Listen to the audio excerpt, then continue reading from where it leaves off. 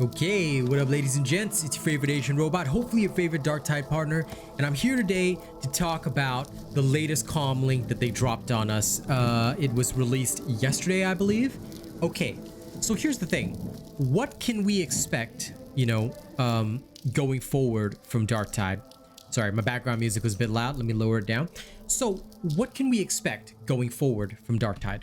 Okay, last week they had patch 5, which saw the Psyker, Ogren buffs, a couple of bug changes, things like that, and honestly, a huge improvement in stability for the game. The game has been very smooth and stable thus far. Now, toward the end of March, they are intent on releasing a sizable patch along with a small content drop containing some additional tools for us to help fight the heretics of Tertium. All right. 2 weapons are being released. Number 1 is the Iron Helm Mark IV Thunderhammer, so another Thunderhammer. These Thunderhammers have a weapon special that gives players some cleave before triggering extra damage when stopping. So it's going to be very interesting. I'm actually looking forward to this.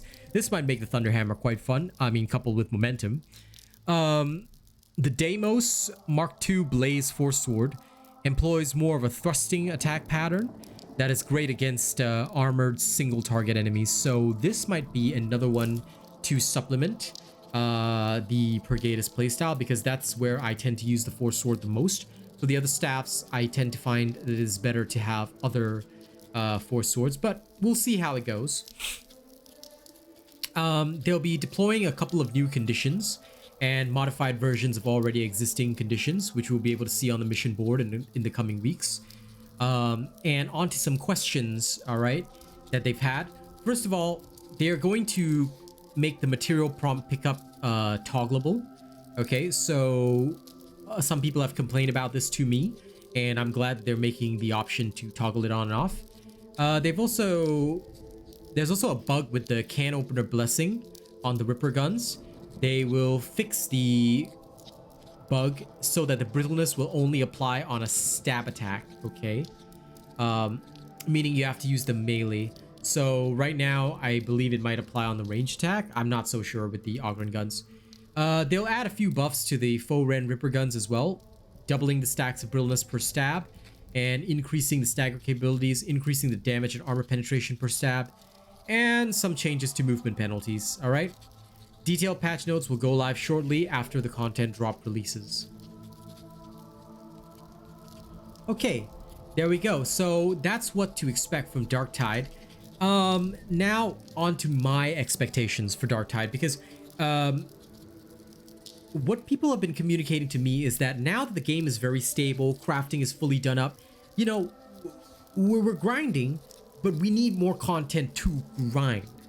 So people are hoping for the new missions, things like that. I second that opinion. I would like to see the missions, the comms links all start to come together and be shipped out. I would like to start seeing the seasonal content that they've planned. The Xbox release, I would really like to see that, because there's a lot of people waiting on Xbox to play. Although interest might have waned to the point that might not be very many sales right now. There are still a few diehards waiting out there for it, so I would love to see the Xbox drop happen. Other than that, there is something else that I've also been thinking about right now, and that is with regards to mission conditions. Now, this is something that I want to ask your opinion as viewers and players about, okay? I personally, all right, I'm going to share my thoughts first. I personally would like to see mission conditions be constant, not just global events sometime and the rest of the time it's only high and low intensity. I don't feel that that's good. Rather, let me propose a system to you guys. The first 2, sedition and uprising difficulty, should not have any mission conditions. All right, those 2 should just be normal. Mission conditions of high and low intensity and a select few others should start appearing from Malice, and certain mission conditions should only be available on Heresy and Damnation, and rather than having them as global events, have them constantly. You never know what mission condition you should get. Damnation shouldn't just be high intensity damnation, that's it. No, throw us into the fire. Give us all sorts of crazy conditions for damnation.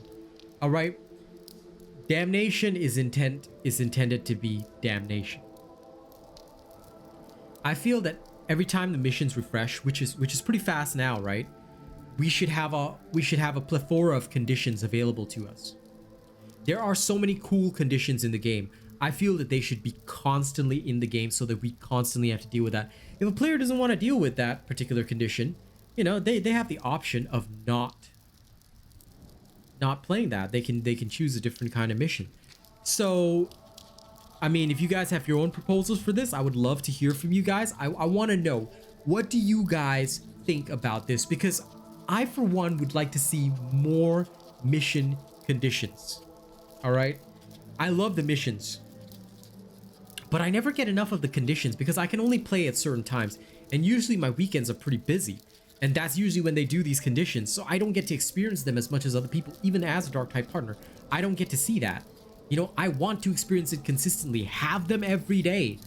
Throw us into the fire. We're asking for a challenge here. Why should you put conditions only at certain times? And why even bother with them at the lower difficulties when players cannot handle those yet? I say, start them at Malice, all right? Start them off with the easy stuff. Heresy and Damnation, let it get spicy and interesting, all right? That's what I want to see. If you guys have better ideas, I'd love to hear them. Give me your comments, give me your feedbacks. Let's talk, all right? Because devs do listen to feedback. It is important, and I like to know what the people are thinking so I can bring that to you guys, okay? Thank you guys so much. I appreciate you guys. Don't forget to like, share, and subscribe. And here's a personal appeal from me. If you guys want to support this content, you guys want to see me keep making content, all right? Bit shameless, but I'm just going to be open about it. As little as a $2 tip can genuinely help. You know, if I receive $2 a month from a bunch of people, there would literally be no problems with this. You can use the tip link in my description to drop that on me if you'd like to. All tips only go solely toward content, all right? So I would love to be able to provide more content for you, but it's up to you if you want to do that. That's entirely optional, all right? If you don't want to, that's fine. Watch the ads, like, share, and subscribe, and I'll see you guys in the next one. Get this video to 100 likes, okay?